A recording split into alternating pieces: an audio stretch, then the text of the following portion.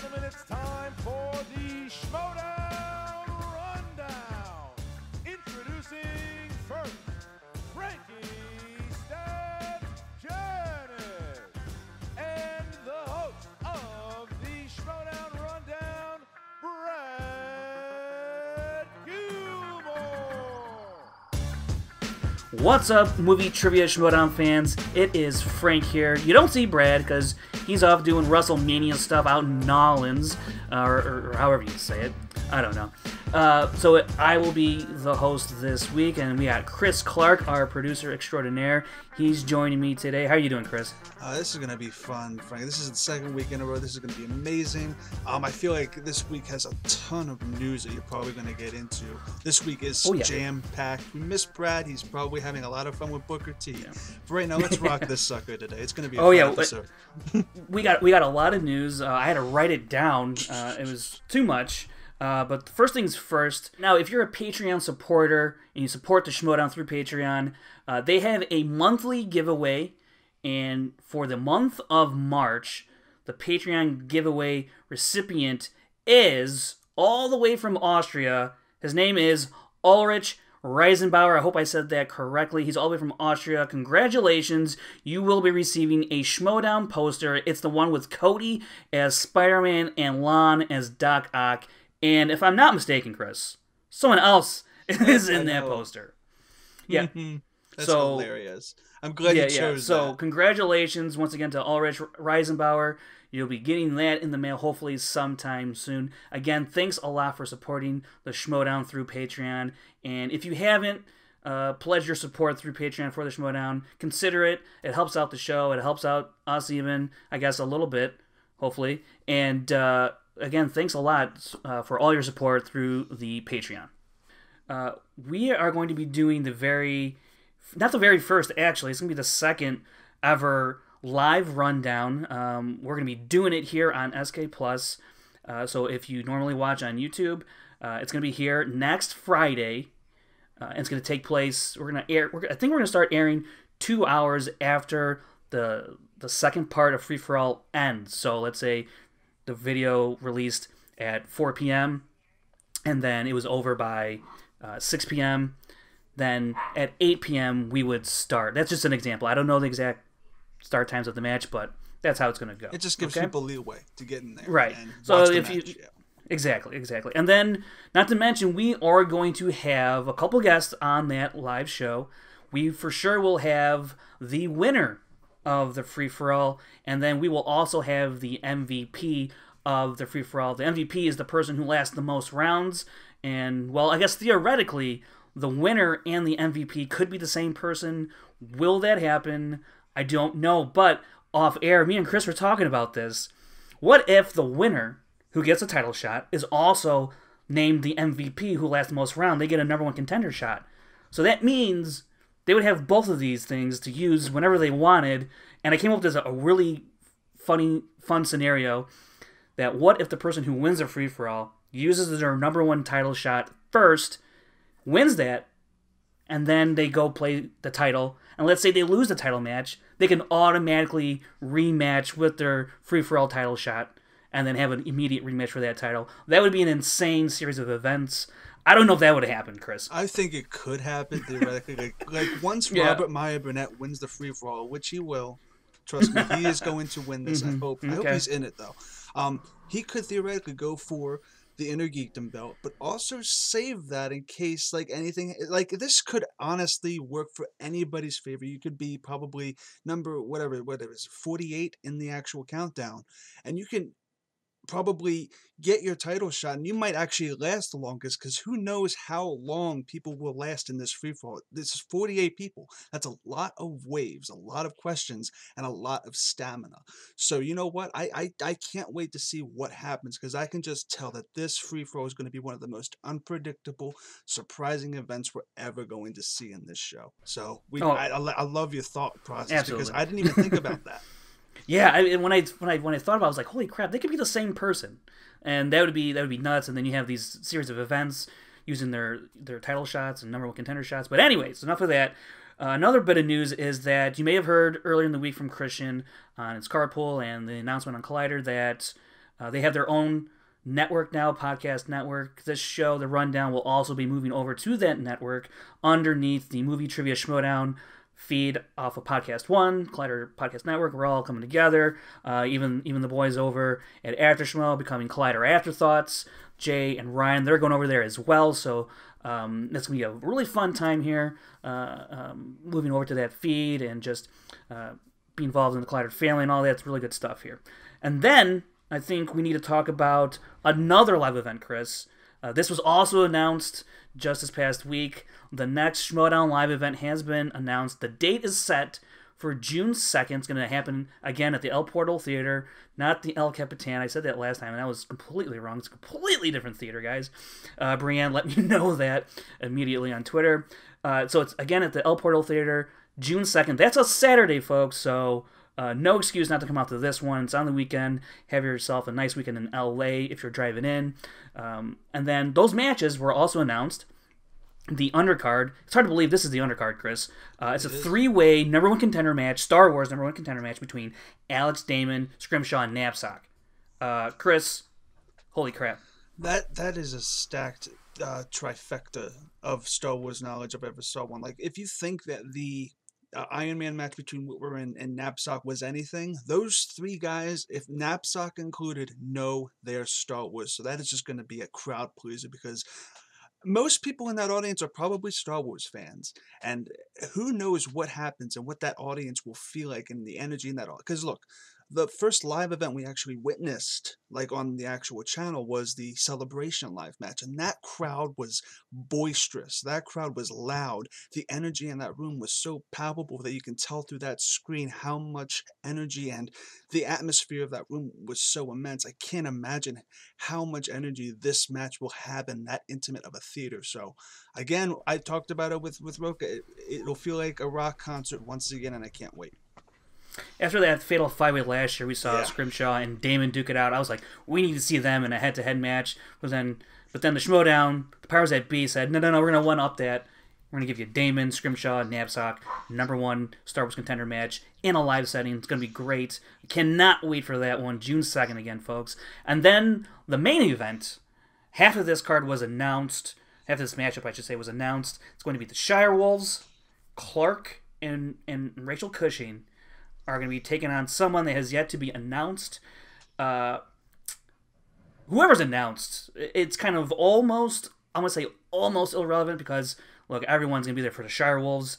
Unless, some other worldly team comes in here. I would like to think the Shire Wolves are going to be the odds-on favorite. I mean, could it be Above the Line? Could it be MODOK? Could it be Critically Acclaimed? Could it be any number of these teams? But I think safe bet Shire Wolves are going to be the one to be favored. Chris, when you hear Shire Wolves in a live event, what do you think? Well, this is the syndrome of the Wildberries. They are the people's champions. They are the ones that people are going to want to win, and you need that for a main card. You need somebody that 110% is going to connect to your audience and know that they are going to be the favorites.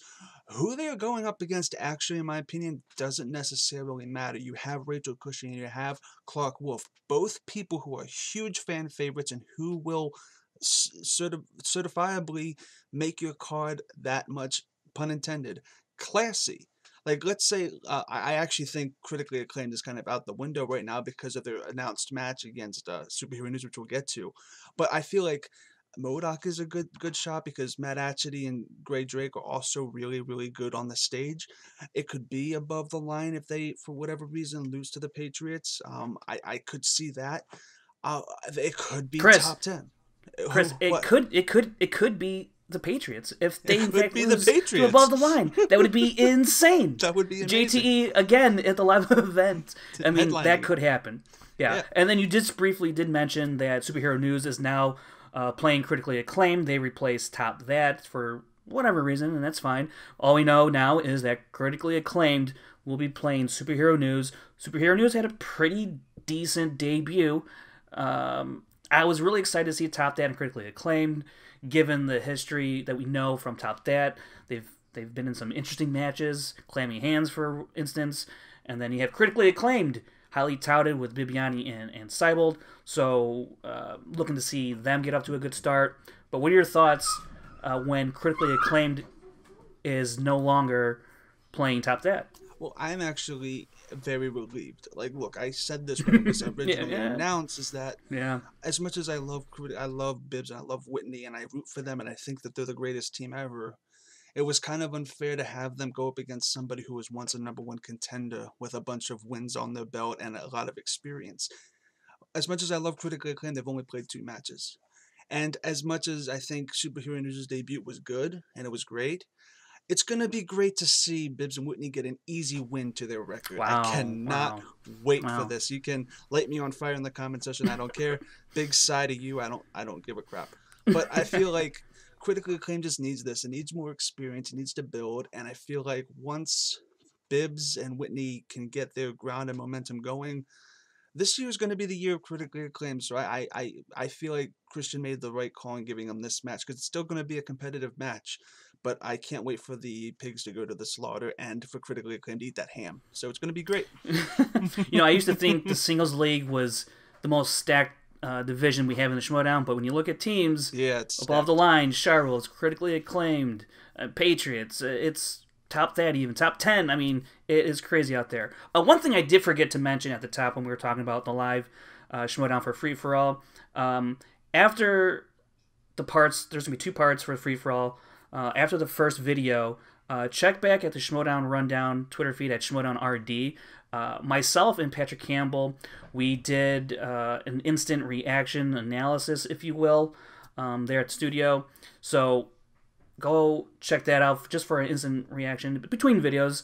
Go ahead and see our immediate thoughts right after each video that'll drop. And then, again, like I said, 2 hours later after the runtime has ended for that final video, the live rundown will commence. Now, a last bit of news, and it was announced after Friday's match, at the end of that video, that Clark Wolf ultimately is going to face now Kalinowski for the #1 contender match, and that winner will then go on to play Sam Levine. In the cut match, we had Emma Fife. She's talking, and we do this pan over again like they did for the reveal of Clark Wolf, which I very much think works. It's builds that little bit of anticipation. Who could she be talking to? A lot of people were thinking that she should play Andraco, or she should play Rachel Cushing, because that way whoever wins, it ensures that the title shot still resides within the Five Club. To my counter to that is, no one wants an unnecessary L on their record, especially Rachel. Why? Because she did have her shot and she lost. But if she gets another loss, 2 consecutive losses, that's going to put her further down the chain to work her way back up to when she does re-enter the singles league as a full-time committed member. Because right now we know she's focusing on Teams Inner Geekdom. So to take an unnecessary loss potentially doesn't make a whole lot of sense to me. I know a lot of people had different schools of thought of this. Chris, what are your thoughts on this whole kind of, especially in the Facebook group, the MTS Facebook group? What was your thoughts on that? And then ultimately, Clark is now facing Kalinowski. Well, look, I feel like with Kalinowski, she's playing it very safe. Because, look, you're looking at who you want your opponent to be to get that belt shot. And you're obviously gonna if you're playing like a video game, you're gonna go against the easy computer to make sure you get to that final boss as quickly and swiftly as you can. Kalinowski's first match, it was the opening match of the season, was pretty disappointing on all fronts, and he didn't really perform the way that he used to perform, and it was a bad match. Everybody has a bad match. He had a bad match. Bad time. Yep, I just feel like Clark is seeing that and picking Kalinowski because of that one bad match. I hope this doesn't backfire on her, and he ends up with this shot, and she doesn't. That would be a huge backfire on that part, but I can see where she was going with that logic. As with Rachel and everybody, I feel like the backlash Rachel has gotten, and just the backlash in general that Emma has gotten for picking Clark over like Mark Andraco, when Mark actually came out and said, hey, I chose not to take the bait. I chose not to take the shot. I want to get there on my own. And I feel like that was very commendable. And I feel like the whole Facebook group in general, they just need to take a chill pill. This is all gonna work out for the best. It's gonna all work out for us as an audience. And what they have planned and the stories they have planned are gonna be for the best, and I trust them with it. So I can't wait to see where this all happens and how it all works out. When I have a feeling Mike might be the favorite in this match. Might actually do an upset. That's what I mean. He might actually upset Clark, and this might backfire. So a lot of interesting stuff could happen.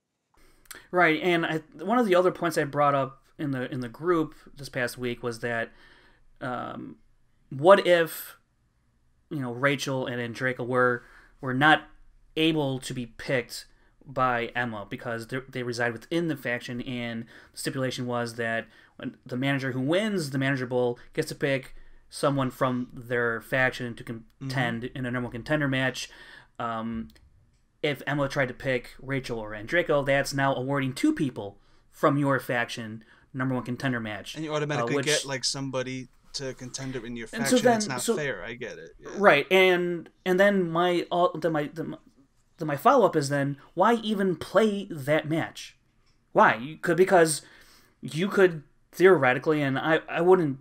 I'm not saying that this is indicative of Rachel or Andreka or that they would do this, but they could just throw the match and have Clark win because that's who they wanted to go on to face Sam to begin with, regardless, because that's why they picked her. I'm not saying they would have done that because that's not in their character to do that, but, then what would be the reason to play that match if you're just going to pick someone in your own faction? It's just like, you just pick who's going to win that match, and it just brings in a whole mess of other problems in terms of integrity of the match, of the game, and all that, which is all avoided now, and I never would have had that thought anyways, because that's not who those people are.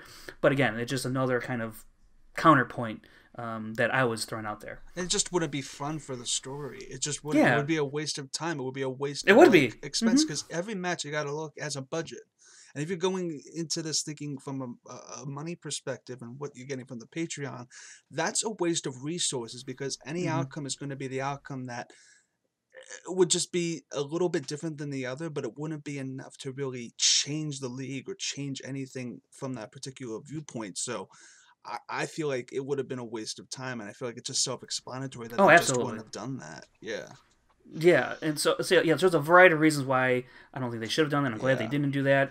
And then my other point. What was my other point, Chris? I'm trying to think. I forget what your other point was. Well, I guess that means we should move on here to the matches that we had this week. We had Above the Line versus MODOK. Then you had RB3 and Stacy Howard. And man, I cannot believe I forgot to do this at the top. But when we talk about the Intergeekdom match between Mark Donica and Jared Haven, we're talking to Mark Donica all through that match. We're getting his thoughts. It's a great, great interview. I can't wait for you guys to stick around and listen, watch that when it happens. So, Clark, Above the Line, MODOK.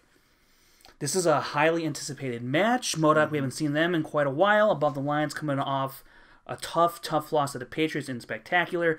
They're looking to rebound after that, and boy, did they ever. Not so much here going on, in my opinion, in the promos. It's, we're going back for the Patriots, and MODOK, same kind of MO. So what do you say we just get right into this first round, because it was heavily in favor of Above the Line. Drew McWeeny, this man is an absolute freaking machine when it comes to first rounds. So much so, I had to do some digging on the numbers for this one, because, as you all know, Drew McWeeny once again went perfect in this round. He went 8 for 8, then got the bonus, so that's 9 for 9. And I'm just going to run down a list of accomplishments this has, checked the box in. So now, right now, Drew has gone 5 straight matches correctly answering 7 or more questions correct in round 1. That's a record across both leagues, singles and teams. This MODOK match marks the 3rd time he's gone perfect, including the bonus, and that's a record again across both leagues, singles and teams. And across both leagues, Bibiani is the only other player to go 8 for 8 3 times in the first round. Again, Bibiani did that in the singles league. Drew has now done that in the teams league. And I should note, it's funny that players who've gone perfect 8 for 8 or even 9 for 9 in a first round, whether it's teams or singles, they've never done it in both. No one's ever done it in both. They've either just done it in teams or they've either just done it in singles. No one's had perfect rounds in singles and teams. That's one record waiting to be held by somebody. Now, Drew is also one of 3 players to have multiple perfect first rounds. I'm talking about 8 of 8, and that's across both divisions. Bibiani, he's done it in singles again 3 times. Drew's also the only player to have 3 perfect first rounds across both divisions. I feel like I'm repeating myself, but there it is. Rachel Cushing's done it twice in singles, and Drew is only one of 2 players to have multiple perfect first rounds and the bonus across both leagues. Rachel Cushing has done it twice in singles. And then the number that I think people should really pay attention to here for Drew, in the team division only, his lifetime accuracy in the first round, he has answered 46 out of 51 questions presented to him. That's 90% correct. He's an absolute monster in the first round, and you can see why Sam is praising Drew McWeeny all throughout that first round, Chris. What were your thoughts when Drew went 9 of 9 again? Drew is an uncertifiable Godzilla in this entire league. He's King Kong, and he's destroying everything, and he knows his stuff. I mean, that sounds like a blanket statement, like it sounds so generic, but he does. He knows everything, and he's like he's the Wikipedia. They should nickname, instead of the Godfather, he should be called the Wikipedia or something, just because of how much he has in that noggin of his. And I feel like, yeah, he has 90, what did you say, 90% accuracy? 90% accuracy, yeah. 90% accuracy, that's insane. That's unfathomable. And look, you're looking at somebody, and you're looking at him, and you're mentioning Bibbs a lot. These are people that don't hold belts. They don't hold belts, but they know everything. And this just proves that you see this a lot in Schmoedown, and you see this a lot in the Facebook group. You see this a lot just in the fan community, that all they care about are people that win, and people that have a good record, and people that are just winners and winners and winners. But there's something else. It doesn't matter. I mean, there's nothing wrong with that, Chris. There's nothing wrong. There's nothing particularly Let's be fair about wrong that, with it. But it's just, there's a lot more to it than that with this game. Like, there's people like Drew and Bibbs and Rachel who they might not win every time, but they know a lot more than the champions that we have right now. And it will be scary once he does get a belt. And I'm pretty sure he will get a belt objectively. He will at some point get a belt. That belt won't be going anywhere. And I'm not surprised about his performance here. And I can't wait until the future where we might see a Drew McWeeny versus Sam Levine match, where this friendship that they have and this camaraderie they have, they both know their stuff, and it's just a lot of potential with Drew, and I can't wait to see. It's crazy because Drew is so good. He is a machine, and then his partner is the singles league champion. I mean, how is that even fair, man? And how is it that they don't even have the team titles already? They're going to get their shot. Spoiler alert, they win this match, if you didn't know. So they're going to be facing the Patriots once again. It's a roundabout way of having a rematch, an immediate rematch, if you will. But let's look at MODOK here, because they're a team that's, people have wanted them in the tournament last year. They weren't able to make it due to a stipulation and whatnot. Matt, he answered 6 out of the 8. Great Drake, she comes up with 3 points in this round, which is really kind of what makes it impossible almost for them to come back and gain any sort of hold or any kind of lead in this match. They were down 5 going into that second round, coming out of the first round. It's a tough go. What do you think of their performance, Chris, on MODOK's part? Well, look, MODOK has been out of commission. They've been AWOL for about, since August, right? About that time. Look, and August is when Above the Line came in for the Ultimate Schmoedown and just dominated. So they haven't been in the game for when Above the Line has been in the game. And I feel like with that time, Above the Line already had the advantage. They've already been seasoned. They've already been fresh. They've already had a match recently in Spectacular. Above the Line hadn't had a match since August. And I feel like it's just Gray. Gray is a Gray knows her stuff. Again, she's another person who knows her stuff. MODOK is a good team. It's just that this is you're bringing in somebody who's been on a hiatus for about 6 months in on the number one contenders for the belt again, and people and an undefeated team from the Ultimate Schmoedown up until the Patriots. So I mean, everything was working against them for this round one, for this entire match. And yes, when Gray only got 3 questions, that was the nail in the coffin. It really was. But just because it was a nail in the coffin doesn't mean they didn't put up a good fight over the course of trying to make up for that as much as they could. I know that in the end it didn't work out for them, but I feel like even though it was a weak round one, Atchity still came to play. He still had the Atchity stuff that we know and love in him. It's just that they just were kind of stiff just because of they haven't been playing as much. So I mean, it's give or take with MODOK. You know, the tough part for MODOK here in the first round is that there was two categories in which they both missed, and you can't really have that.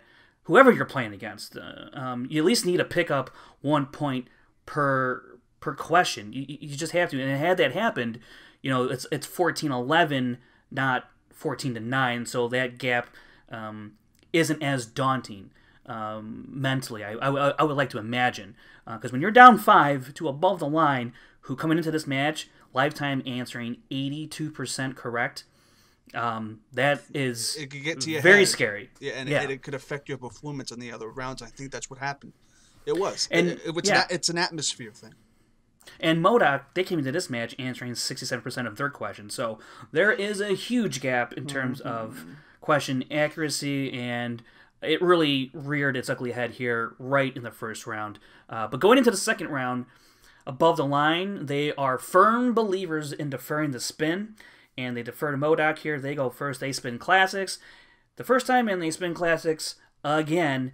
And they end up getting 6 points here, answering 3 of the 6 questions.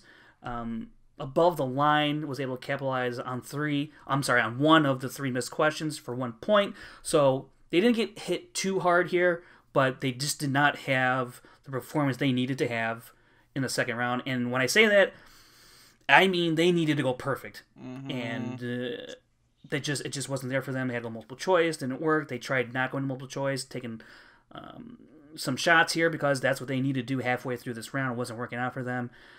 Chris, when MODOK only comes out of here with 6 points, and they get a point stolen from them from above the line, I don't want to say this match was over because anything can happen, but man, it really felt that way.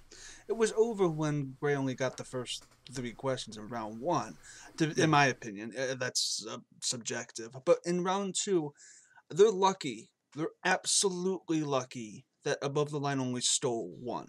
Yeah. Because classics is a strength of Drew's, and it's been proven time and time again. So the fact that they only were able to steal 1 is just a blessing on MODOK's part, because this could have easily been a KO match. This could have been done and over with after round 2, and we got into round 3. But you know, the performance in round 2, it left a lot to be desired, yes, and I feel like it's just again them kind of working out the kinks because they haven't been in the game as much. You shouldn't look at this match as any sort of slight against the skill of MODOK. MODOK is still a force to be reckoned with, and I just hope that in the future they learn from the mistakes that they sadly did throughout this entire game, but mostly in round 2. This was hard to watch a little. You know, I think this might be, I don't know, is this a hot take here real quick? Go for it. Once upon a time in this league, MODOK's performances were enough to keep you in contention for the top. But when you got a team like above the line now, and we still have to wait and see a couple more matches from the Shirewolves, and you still have the team like the Patriots, these kinds of performances just aren't going to cut it. You need to be answering 75% of your questions. You need to be more than 70%, because I used to think way back when, in the early beginnings of this league, of the Schmoedown, if you were answering 70, 72, 73%, you're going to be in contention. But decent. Now with these other teams and the evolution of the Schmoedown in the team league especially, you need to be hitting close to 80% if you want to be a legit threat to the belt now. So I was disappointed in the performance MODOK put on in the second round. They started off pretty good. You get their first 2 correct, and I think really the wind came out of their sails when they got stolen on in that third question above the line, stole for a point, and I was like, crap. And then they try and lob some Hail Marys here in the 4th and 5th question. Didn't work out. They didn't get burned by it, but it didn't work out. They were taking shots because that's what they need to do to get back in the match. They answered their last question, and so they kind of end on a good note there. But then above the line spins, and what does Sam do? He calls the old trusty arm of Drew McWeeny to spin the wheel, and I was literally laughing out loud. This. Yeah, I was laughing out loud. The dude spins 80s. He does not know how to spin badly. He doesn't know how to not spin 70s or 80s. That has an 80s magnet like attached to his jacket or something.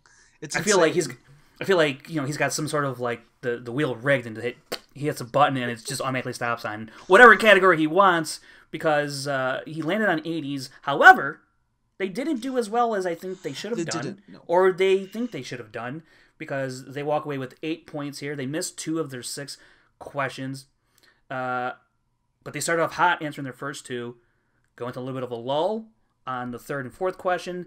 MODOK could not capitalize on those. Those are 4 points on the board that MODOK desperately needed, and they could not pull it off.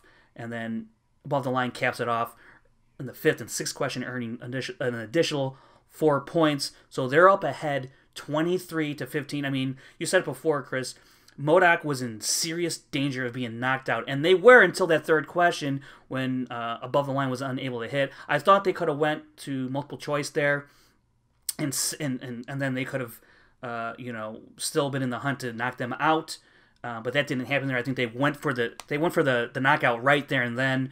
I don't know if they regret not going multiple choice to keep that knockout situation alive. But once they didn't and they missed, that scenario went out the window. It's still a huge deficit for MODOK at the end of 2 rounds. But Chris, what are your thoughts on above the line's performance in the 80s category? Yeah, the thing is, like, this is another example, and we see this time and time again in the Schmoedown, that when you keep getting, like, 80s has appeared a lot in above-the-line matches, for example. Chris and his writing team of Matt and Jen, they have to, like, dig deeper and deeper into, like, the category of 80s, and sometimes you get really deep cuts that these big players can't necessarily get, and I know that this was a Drew McWeeny-Sam Levine match. They put the hard questions in this match, and it paid off. But you know what? It didn't pay it off for MODOK, and he brought it up. Had MODOK capitalized on some of these missteps that Above the Line had, we could be talking a different game. We honestly could, because those are 4 points. Every point does matter, and those 4 points mean that they could have gotten extra questions in round 3 and might have been able to pull something out of their butt. But the fact of the matter is they didn't, and the round itself, I like the fact that Above the Line didn't go for the knockout. They kind of wanted to play the game and see how far they could go with it, and took some risks. But I feel like it still could have been a knockout game. We could be done talking about this by now if they continued to dominate. And I feel like this entire match just felt to me like The Walking Dead. Like, sadly, MODOK was dead on arrival with round 1, and it just felt like watching this match, the nail was already in the coffin. And when we got to round 3, I don't think anybody recovered from a deficit like that ever. So I just feel like the writing was on the wall. Yeah, I think the largest deficit any team has overcome is 6 points, and there was no way MODOK was coming back from 23-15. No. That, I mean, my lord. Yeah, and you know what? We get into this final round, and MODOK, Great Drake, she answers the 2-pointer. Matt Atchity unable to come up with his 3-pointer, and that's a TKO for Above the Line. And I gotta say, while I enjoyed the performance and the dominance of Above the Line, I was a little let down in this match. I thought it'd be more of a barn burner. But that doesn't mean I didn't enjoy this match. Like I said, I love seeing Above the Line kick some ass here. I just wish MODOK could have answered the call a little bit better. Chris, what were your overall thoughts here? I feel like it would have been a barn burner had MODOK been more seasoned, because had MODOK played at least once or twice since August, this might have been a legendary match of epic proportions, like Rotten Tomatoes versus IGN, for example. Like, it could have been neck and neck to the end, but I feel like this was all just a matter of stamina and the fact that Above the Line was just more seasoned. MODOK had a huge break, and I feel like the break was kind of a detriment. And I feel like I would like to see this rematch happen in the future at some point, because I feel like this wasn't a good match for Matt Atchity and Gray Drake. Had they been on their game and been more seasoned, as I was saying, this could have been an amazing match, and it sadly didn't quite get there. But I mean, it's a live event. It's a live show. Nothing can be perfect. So, you speak of you bring up the word detriment. What wasn't a detriment, I thought, to MODOK was their characters. They were Marty McFly and Doc. So they learned, and they acknowledged that in their promo. They're like, maybe I stood in character a little too long. I'm not going to do that this time. But they had fun with it, and they're good sports about it like that. So, I didn't think they'd be, plus also it's kind of hard to do Marty McFly and Doc Brown impressions. I mean, at least good ones. So, not zany, like Boris. Yeah. Gray had some good zingers in there, which was fun. It's always good to see MODOK dressed up. But also, again, if we're going to talk about the appearances of MODOK, let's talk about Above the Line's appearance. No suits. They're all super relaxed. Yeah, hoodies and whatnot. So Drew's wearing the same hoodie he was wearing for the Bibbs match, and I kind of want Drew at some point, if he's listening to this, come out in a tuxedo like the Godfather. Wear a tuxedo. Be the Godfather. Because you're the Godfather. Bring out a cat. You should be in a suit, or a cat with a cat, or an onion, whatever he was picking. Yeah. Oh, right. Yeah. Or a horse head. Something. Yeah.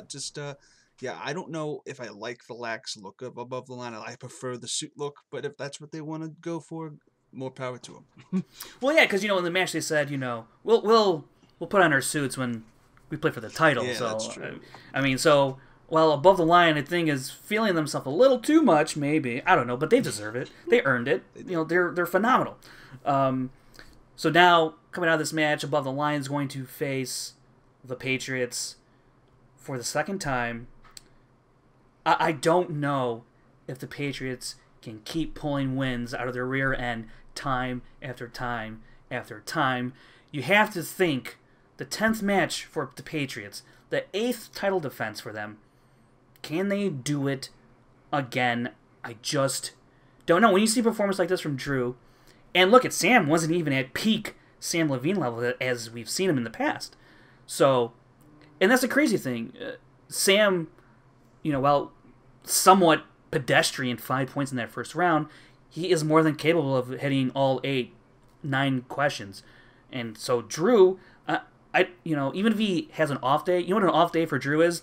7 points. That's insane. That's an off day for Drew. So it's going to be an incredible rematch for the Patriots and Above the Line.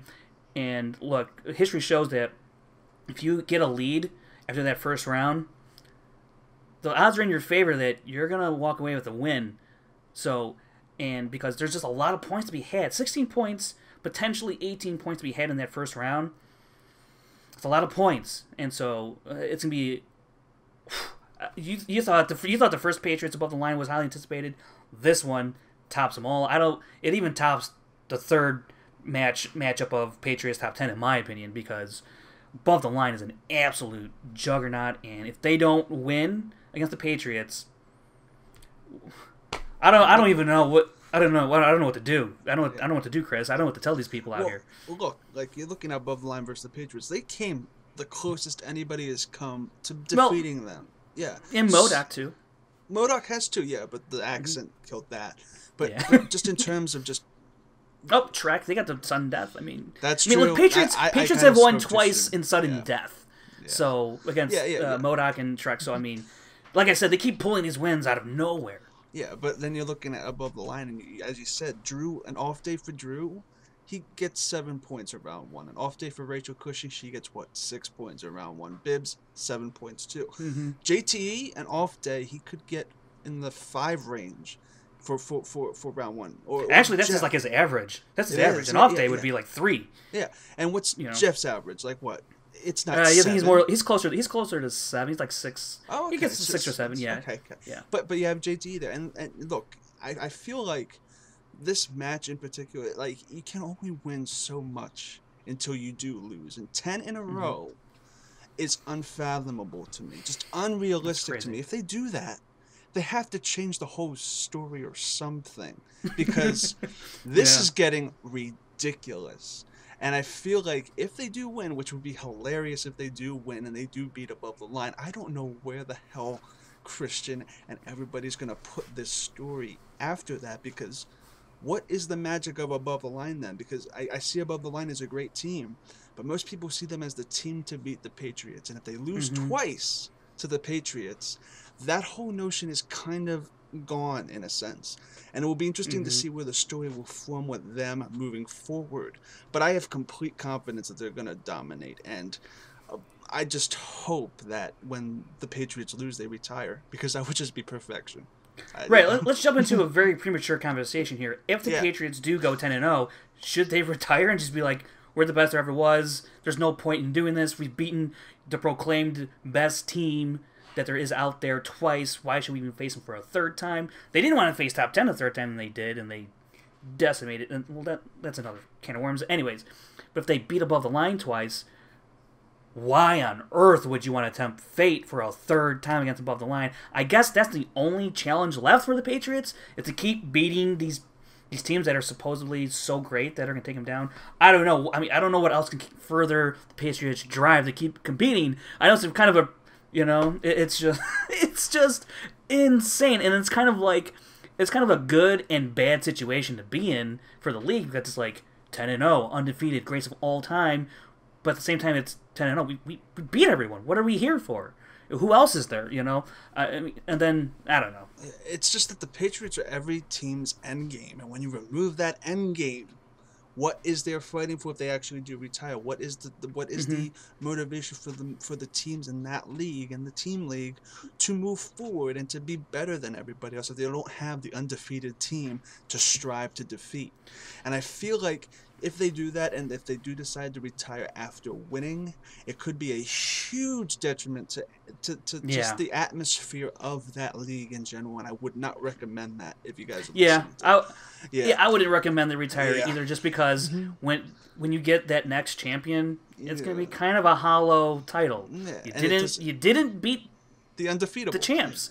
Right, you didn't beat the champs for one. You went through a tournament and you came out on top, which is amazing all in its own right, but you didn't beat the Patriots for it, so it's kind of meaningless. So I hope they don't retire, but I mean, I kind of, but like again, it could happen. Anything could happen. This whole show is so unpredictable, and I feel like the Patriots, though, we're seeing a mute point, because the Patriots are going to be demolished by Above the Line this time. So I think we can both look forward to them crying in their exit interviews. So, but then they get an automatic rematch. So that's it's true. Like if they lose against Above the Line, then they're getting an automatic rematch, I would presume, at Collision, because this match is going to happen before Collision. So I think either way, the Patriots are going to be at Collision.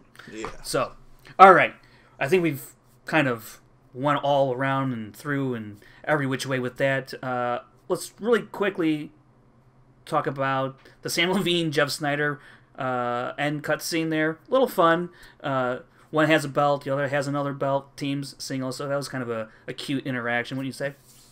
Oh, that interaction was great. I feel like Jeff and Sam are great on the mic, and I feel like with what they're building up in the theater that they actually put throughout this entire program is amazing. I feel like, though, that little scene was cute, it was funny, it was really, really...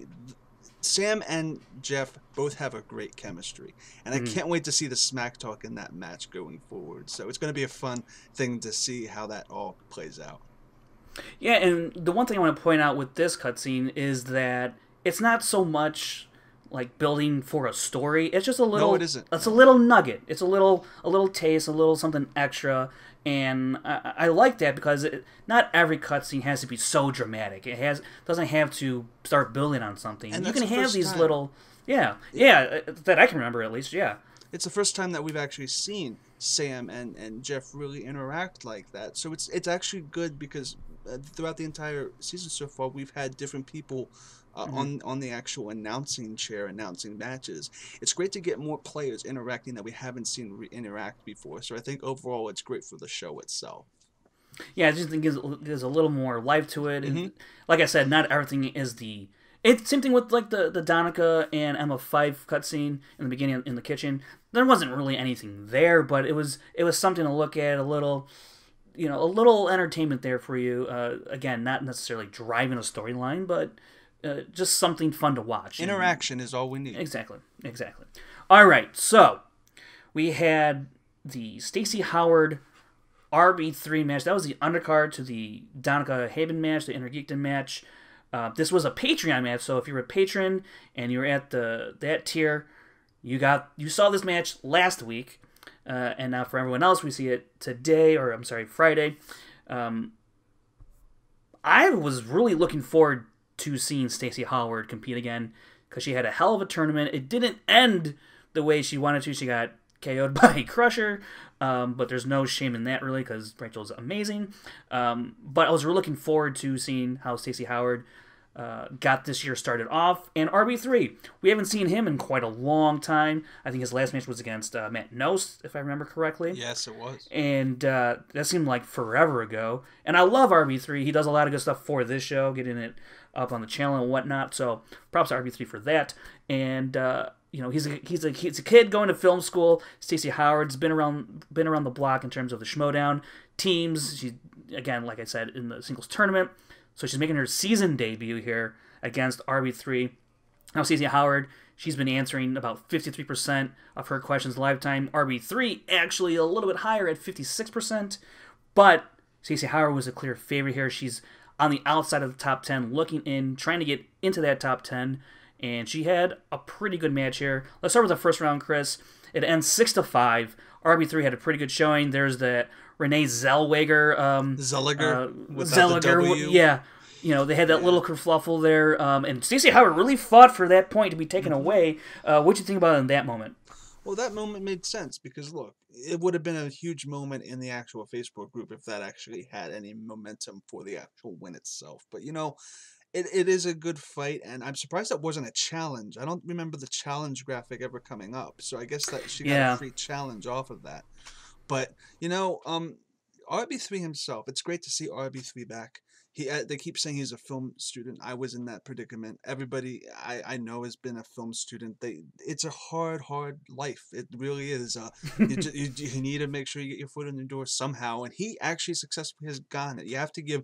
I know this is on a little bit of a tangent, but RB3 himself has connections in Collider. He has connections with people in the Schmoedown who actually have connections in the industry. So he is making good on himself, and I'm so happy for RB3.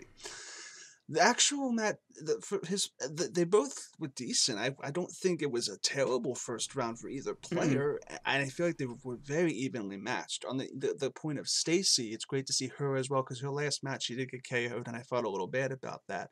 But here, we now get the Viper Squad.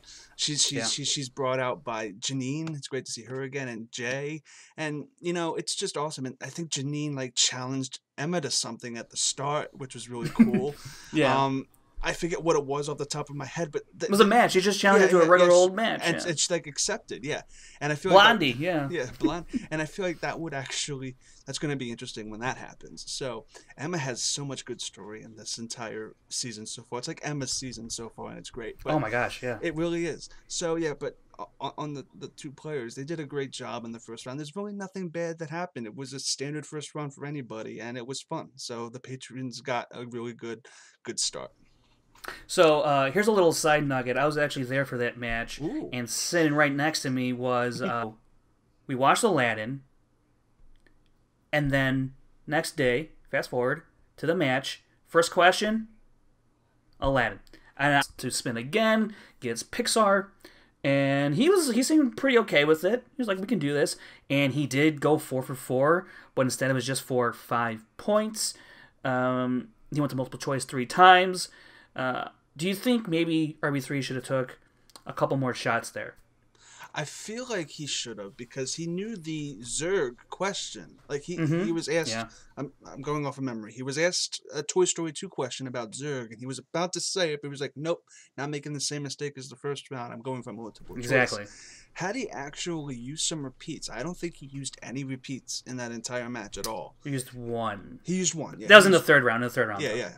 But he didn't use any repeats up until that point. So I feel like had he used one, he probably could have squeezed that answer out. He probably could have squeezed a couple of other Pixar questions out, because him choosing Pixar, I was actually concerned a little bit, because if he didn't know the tiger's name in Aladdin, I didn't know how much he would know about Pixar movies, but I guess he kind of proved me a little wrong. But again, it didn't help him win. So the round was just a mixed bag for me, and I feel like he could have done a lot better had he took his time a little bit. So although RB3 did kind of fumble, he's still an average player, I would say. He's still pretty good. So, I mean, nothing bad about his round. It was just, it could have been a lot better. And let me point towards the school of thought that I know Sam Levine, Jim McWeeny subscribe to, and other players, I think, as well, that this is why you defer. Yeah. Because, especially if you have when you have the lead, you have the opportunity to defer, and then your opponent doesn't quite know when they can take a shot. They're in a very precarious position in terms of should I not go to multiple choice.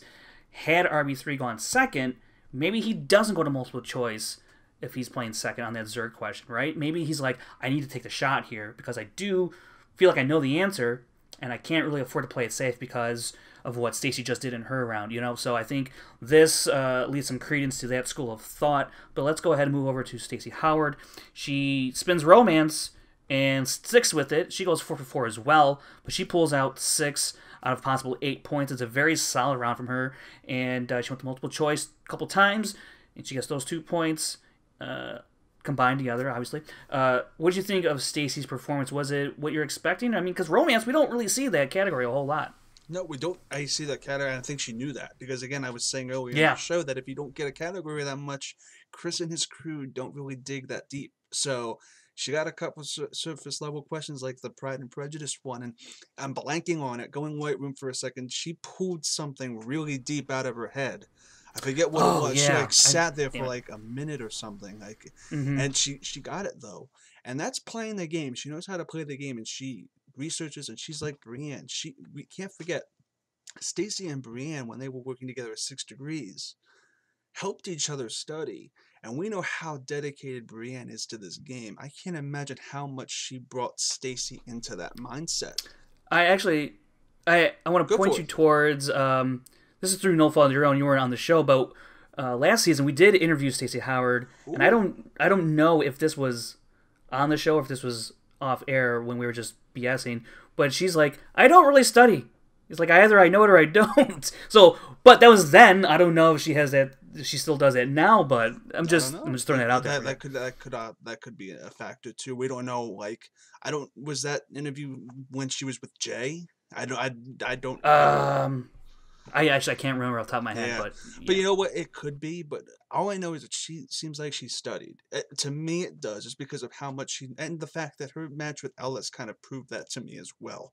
Like, she really kind of digs deep when she can. And coming out of this round, Stacey's up 12-10, goes to RB3, and he is unable to answer any of his final round questions. Which, look, that was disappointing, because I would like to think RB3 could have put up a better fight. I was hoping he could have, at least throw it back to Stacey Howard. All he needed to do was answer the 2-pointer or any one of the questions to throw it back to Stacey, and then who knows what would have happened. But unfortunately, it didn't go that way. He ends up missing, like I said, all 3 of them. He ends up going 9 of 15 of his questions. That's 60%. It's right in line with his lifetime average. And Stacey Howard, again, ends the match only missing 2 questions for an 83% accuracy rate. What do we think of this match overall, Chris? The 83% accuracy rate and Stacey only missing 2 questions is actually, people in the league should probably take note, because people are going to underestimate her. Like, I'm saying that her and RB3 are a great match together because they're evenly matched. They are. But she is objectively better than RB3, and she could objectively be better. And she, She got Ellis, and Ellis was a top contender. Stacey is a force to be reckoned with. RB3, yeah. Again, this is the MODOK situation where he was kind of rusty. But it could have, again, just been stage. It could have just been the lights. It could have been anything, because RB3 is great. Is a great guy, great behind the camera, great behind the scenes guy. We don't know what kind of pressure he was under in that round 3 situation, because he could have used another repeat. He could have probably pulled something again, like in round 2, out, and he didn't. But hindsight again is 2020, and you have to look at it from what their situation was at the time, and I feel like it's just rust, and I feel like we're going to see RB3 again. I can't wait to see RB3 again. I love the fact that he's now the meaning of is now a faction or something. Yeah, and he's with Ace, so that's amazing, and that's awesome. So and it's great to see Ace again, which which I think they said he's the former intern of Schmoedown. Does that mean he's not with Schmoedown anymore? I don't know if that I don't that. Yeah. I didn't know if that was a thing, but that's sad. Not sure what his status is. Yeah, because Ace is an amazing guy too, and I'm glad that he's his manager. That's genius. So I look forward to seeing RB3 again, and Stacey was a blessing. And I can't wait to see the Viper Squad, and their exit interview was something to remember. And yeah, before we get to that exit interview, which we definitely will get into, I want to talk about real quick, where does Stacey Howard go from here? Because now she's crept her way, into that top 10, I believe. I don't know her exact ranking, but if she's not in the top 10, I'd be a little surprised. I think she might be at 10. I don't know. But now she's at a spot where she has to start taking on players ranked in the top 10. And that means she's going to be looking at players from probably like 7, 8, 9, 10, possibly, and see who's available. I mean, she's now going to have to she's built up a nice little record for herself, but now it's crunch time for Stacey, and she's really going to have to show what she's made of. Said Kalinowski had his number 1 contender spot been kind of confirmed, and I would say in Drake. They are so good at what they do here. It was tense. It was a little awkward. Man, it was like some episode of some like daytime talk show. I don't know, where just people are letting their grievances air. And Brienne did a great job holding it together. She's being attacked from both sides here, especially Jay. I mean, Jay was. He was pissed. he was persistent, but look, you have to look at it from it's complete improvisation, and I feel like what they did just shows how good of improv these people are, how much they can come up with off the top of their heads and make some sense out of a scene that doesn't have necessarily 3 people. Work it out in the future, because then you have Janine in the mix, and I think there's another person of the Viper Squad that we have yet to meet. Yeah, so Schmoedown happening, right. like World War Schmo, yeah, whatever it's called, whatever they want to call it, like the Schmoedown War of 2018. Yeah. But something's gonna give, and I can't wait to see the runaway train on a broken track try to steer back, and we'll see how this whole thing happens. And it's just the story in this season, as he promised to us a couple episodes back, is that the story is now picking up, and I'm interested to see where it goes. Yes. Yeah, I mean, let's look at this real quick. We got the 5 Club, and it's Emma at the center of this, and she wants to take down the Lions Den. I think, did she host every match this week? Did she host the Above the Line match? I forget. But she hosted both of the matches today on Friday. Yeah. Mm-hmm. So, like, she is... I could see her maybe overtaking Thad or something. She has something going on that she's like... Emma's amazing. All up to Emma at this point. It really is. Yeah, it's going to be interesting to see what happens, because I wanted to touch on this point real quick, too. She would play whoever was the current number 1 contender, or number 2, what have you. And they didn't like that aspect, because they thought picking someone is kind of like a cheap move. I will disagree with that, because now you're picking someone that you fully anticipate on beating, and if that backfires, you're going to have egg all over your face, and that, I think, is kind of maybe even a little bit more pressure to deliver, because if you don't, You're going to kind of look like a fool because you pick someone and then they beat you. That's just not a good look. So I think there's probably even a little bit more pressure on Clark, given the fact that she got to decide who she's going to face.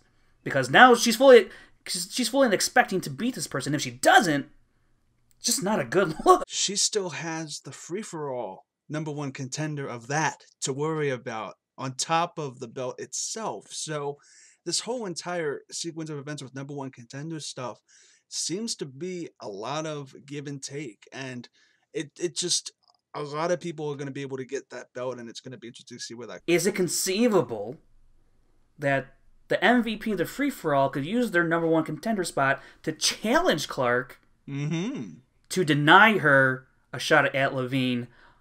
That's a question for the Warlord. That's a question for the Warlord Thad. Could that happen? Also, I mean, that just popped into my head because there's 2 #1 contender spots promised at the same time. So that's going to be interesting to see how that happens. So wow. Jared Hyben in the Inner Geekdom #1 contender match. He's going to be facing Jason Justice Inman. For those of the listeners out there, viewers out there who are Jedi Alliance to myself and Joseph Scrimshaw, and from that, man, I can't say enough nice things about Ken Knapsack. But just as our relationship grew, the Schmoedown thing was growing. He invited me in last summer to start coming in and watching the matches, and I started having was the second iteration of Jedi Alliance that I was host for, and we had John in as a guest a couple of times with myself and Joseph Scrimshaw. And when Joseph needed to take a step back, that was the first name that we thought of. And John was an amazing addition, and he was, and man, it's one of the things that being involved with him on a Star Wars perspective. Before we get into your match here, do you have any other plans to potentially break into the singles league as opposed from the Inner Geekdom, or even teams? I mean, we might be jumping ahead here, but has that thought ever? Yeah. I similarly to a lot of the other players, I play along with the matches and the past couple of the singles and some tags I've been a little bit better. I'd say best 6 out of 10, worst maybe 3 out of 10. So if I had somebody that around the lights and the cameras and all that good stuff, is it a more difficult to concentrate on the question than you might have thought? No, I'd say no. The one thing is, when you go and you watch and you study, you have the benefit of the question being written out for you. And as I do it in the matches too, where I just look up to the ceiling, because that's what I've been doing for the past couple of weeks, listening to all of these matches. And also I feel a little, it's a little bad. They cut it out of my first promo, but one of the things that I wanted to impart transpired, and then your end result with that. So I'm a wrestling guy. I understand the some of the things that Christian's looking for when it comes to character and playing it up. And here's this new guy that's a member of this terrible faction. Be as cocky as I wanted to, 100% legitimate. Seriously, in the moment. And the issue that I'm really happy that fans are noticing, Iron Man match with Whitwer and Knapsack, where they, I don't mean this in a bad way, but they were scraping the bottom of the barrel with minutia, similar to earlier on in Inner Geekdom when Robert Meyer Burnett or Hector or anybody would hit Star Trek. A lot of the questions are these references that are 5 seconds in the movie, and no matter how many times I've watched the movie, and this isn't a dig on any of the other competitors, but as a young man who is much younger than these films, some of that minutia there hasn't been the time to really lock it in. And definitely before I go up against Inman, I'm going to be watching Star Wars again. I'm going to be focusing on a couple of different things, but I'm sure we'll talk about that too. But when it came to some of the stuff that I was Chancellor Palpatine, and I was like, okay, they like the word Chancellor, and I was just like, okay, let's go with that. And then and so that was my mindset there. But when it came to the opening crawl question, turmoil. I distinctly remember war being the first word of a crawl. And once I heard it, I went, oh, that's confirmation enough. And it was just a dumb mistake. Because if I had heard turmoil, I would have gotten it. It's just being too much in my own head and not being confident and not giving myself the opportunity to really play and be. Yeah, it was rough. It was definitely rough. And as for somebody who claims themselves to be a Star Wars fan, Roca. I think Roca comments on this one. I think Roca can relate regarding the Bestman incident. So he was kind of set up because it was brought up in the very beginning of that match that he did during that question he did a Star Wars podcast, and then he was deathly afraid of missing on a Star Wars question, and he did, and it cost him the game. Luckily it wasn't that's kind of scenario for you, but nonetheless it was kind of a rough go of it, and it seems like you've taken note of what went on there, and you're gonna rebound eventually when you get into the ring with Inman. But then Jared, he spins Star Trek, and he does not look happy at all. You want to talk about another moment of instant relief on my face, because Star Trek, something where that was one of the notes that I did take on Jared was Star Trek, man, probably not that great, but it didn't come up too much, so it wasn't a good tester, but definitely shouldn't, and I can say this for sure. One of the movies that I skipped on purpose because I thought, I know it well enough, was All Over the Place, and Star Trek may have had a hand in that, but I could have done better, but it wasn't my round, so I didn't necessarily have to do. Somewhat dodged the bullet here, because had he got a little bit, even just a little more favorable category, you could have potentially been behind, and so I think you definitely had to feel relief when he spun Star Trek. Oh, so much relief. But I think this is one of the times where it proves the danger of the wheel. Mm-hmm. Where we've seen it before. We've seen it with Team Action. They land on action adventure movies. They do passable, if not okay. And now they're going to be mad that I brought that up. But sure. It's just one of those things where the wheel is a real danger. So the third round, final round, you guys pick your numbers. He gets a Marvel question, who said it. He gets that, and it goes right back to you. And once you know it, it's a Star Trek question. I thought that was pretty comical. And you get it right, and then he misses his last two. Let me ask you, did you know his last two questions? Did you know the answers to those? I knew the Lord of the Rings question, mm-hmm. And I can't remember exactly, just because that sometimes that day is a blur, sometimes it's crystal clear. But it was the broom question, right? Yeah. What was the name of it? Yeah. For me, it was tied. It was one of a couple things. But I hadn't done as much studying on Harry Potter as I did at that point yet. So no, I didn't get that last question. No. Now you're in the third round. Is the pressure? Because you had to answer a question here in the third round. Is the pressure?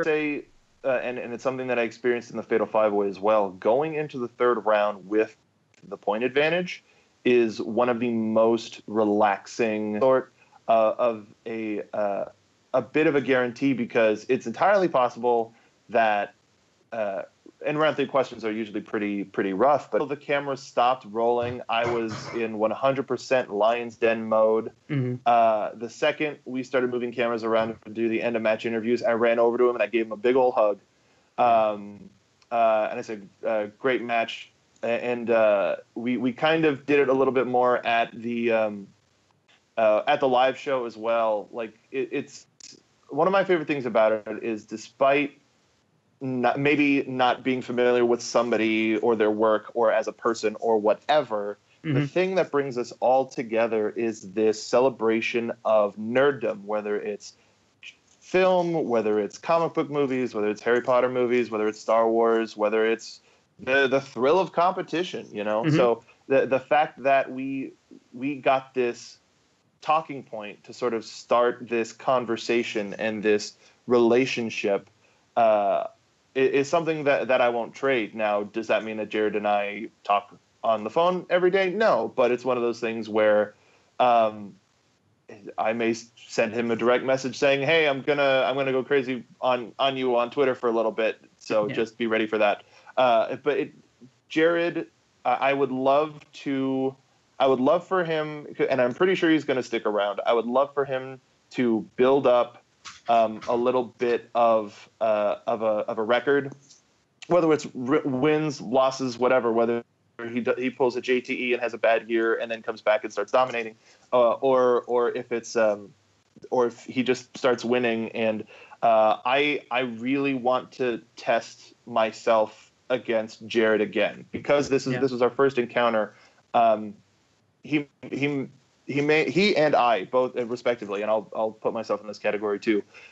We may not be your Rachel Cushings. We may not be your Inmans, your Navarros, your standouts of the Inner Geekdom League yet. Yeah, but you give us some time. You give us some time. You give us some attention. You have an open mind, an open heart, and this, even if it's a title, if it's whatever, listen, I don't think he has to do much to earn a spot for a #1 contendership, no matter the outcome of my Inman and myself in the future. And I have a lot of respect for Jared, and I just like our combating, like, two different looks, two different ideals, two different everything. And I think it's just one of it's a classic wrestling look of this giant versus this young boy sort of a thing. And you bring up a great point between yourself, Jared, and I'm going to say Adam Klavick as well. I mean, he's performed before, but I mean, in your Fatal 5-Way, you guys were neck and neck. I would love to see Jared and Adam have a one-on-one match. I think that'd be very entertaining. Be a very close match. But let's wrap this up with your post-match interviews. You're going after Jason. You got your lines then you got Ken and Dagnino. Dagnino says you're 18 years old, and you're like 30 feet tall. And you got all this stuff going on. Let me get back into real quick that first scene that you had with Emma in the kitchen. What do you? She approaches you and just saying, "Hey, good luck out there," and she's kind of, I guess, sort of extending, kind of like, "Hey, we're kind of friends." Maybe not, so that you're not so tempted to go to the Lion's Den, which you did do, as we found out in your entrance. So, what was it like? What is it like now being part of the Lion's Den? I know it's a character thing, but also kind of like a group thing that you guys roll together now in the Schmoedown. Was that something that was planned beforehand when you were coming into the league, or was it let's wait and see what happens and then we'll go from there? Time to Vader and Gucci, like, pointing like in the direction of us, and I didn't think about it. I was just like, "Oh, they probably just walked in or whatever," and. My heart jumped into my throat when I saw them walking up and into the interview. So and to be perfectly honest, to Christian's credit, after that first interview, he came up to me and he said, "Are you going to do it? Are you going to join him?" He made sure that it was going to be interesting. He wanted it to be natural. He wanted it to be my decision. While it was creative, while it was still technically creative and pushed it that way, it did create the idea that regardless, Lion's Den's looking for an Inner Geekdom competitor. We got another Fatal 5-Way coming up. There's a possibility of somebody doing better than this guy, and it just sort of it helped bring additional attention onto Inner Geekdom that it may not have had. Now, being put into this position with these amazing competitors and such a storied history allows me sort of a free pass to maybe not the front of the line, but to to have matches with people that just want to see the Lion's Den go down. And win or lose, looking at the Fight Club, Rachel Cushing is all about taking down the Lion's Den. Yeah. And as a new competitor, as somebody that is supposed to be this enforcer, this strong recorded strapping young lad, to the idea of me going up against the Crusher is wild, but it's all you tell me. Like that scene in Clockwork Orange where like the eyes are. Yeah, that's going to be me studying if Christian comes up and says, "Hey, you and Crusher." For me, it was about the story ideas. Me being a lifelong wrestling fan, right. I like to call myself a not a professional wrestler, but a wrestling professional. I've dealt with wrestling in all forms as a fan. And now in my professional production life, I'm learning so much more about the business, and for me, it's about what would make the most interesting story, what could be the most helpful for everybody else, just in terms of some of the stuff that I was throwing at Christian or at some of the other competitors, whether they're Inner Geekdom or not. I feel like I can be the most inspired and be the best version of this character that I can be with the Lion's Den. And it goes back to what I was saying about Ken. If Ken wasn't in the Lion's Den, it probably would have been a little bit more of a thinker. It was a bit of a no-brainer right when it was offered to me. Though, to be honest, when Ken went with Carlson in the Fatal 5-Way, that hurt a little bit. But aside from that, Ken is in the wrestling industry and in the entertainment industry is somebody that I look up to and I admire and I have the utmost respect for. And I used to work with Vince Stock and Snyder when I was an engineer for the Popcorn Talk. I said it in my dumb promo. But so like I have a bit of a background with them as well. JTE, I've just sort of known on and off for both technical directors. So I have a bit of a background with these guys, and it helps. It really, really helps. And I think, at least from my eyes, when I saw you join the Lion's Den, or when that was even flirted, when Dagnino comes in to your post-match interview with Jen, and he's sizing you up with the measuring tape and all that, I thought it would make sense.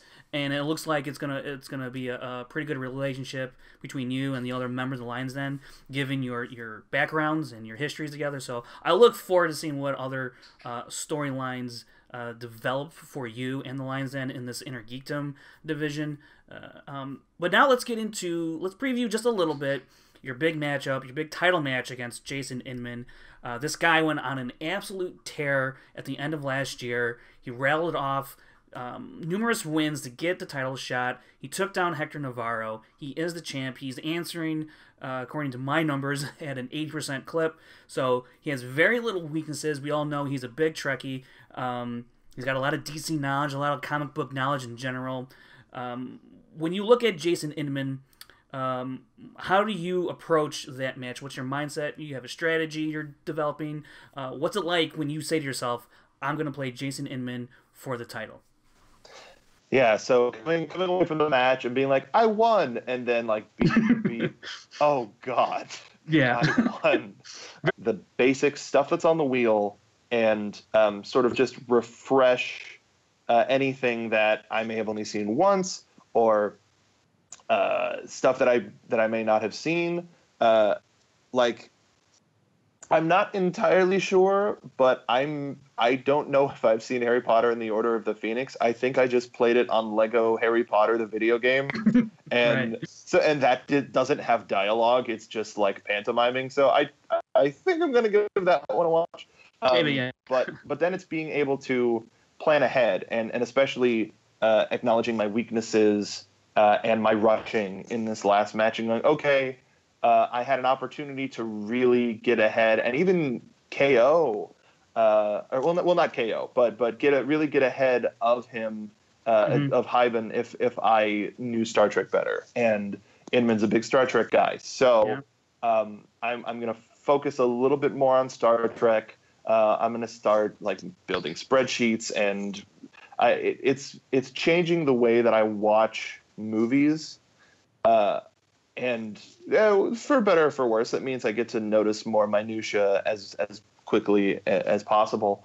The one thing that I will say, as a new Inner Geekdom competitor, I'm still trying to figure out where the cutoffs are for like Marvel movies or DC movies or mixed bag.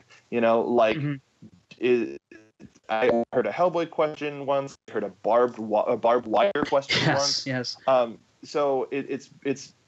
I think that's something that I need to get on, and I don't know if it's available information, but I need to figure out what's all a part of this division, so that in case there's just a question of a franchise that I wasn't expecting to pop up. But then with all of that, that's still, if I rewatch the Harry Potter franchise, that's 8 movies. If I rewatch the Star Trek franchise, that's 10 movies. Yeah. There are there are 10 Star Wars movies at this point, if you count Rogue One and Clone Wars.